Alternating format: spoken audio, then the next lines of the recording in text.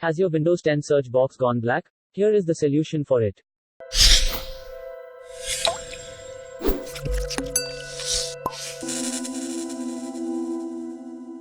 Windows 10 search feature has been hit and is currently returning blank results.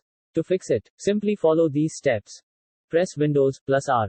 Type the following and press Enter. Navigate to the following path. Click Software. Microsoft.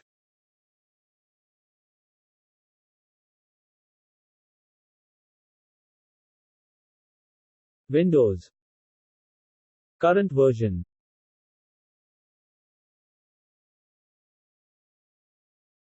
Choose Search. Right-click and click New. Choose D-word.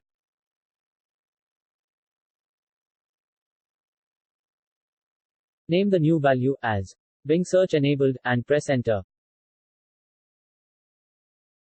Change the value to 0 if it's 1. Now look for Cortana consent. Double-click Cortana consent value and change its value data to 0. If you don't see Cortana consent value, create it manually.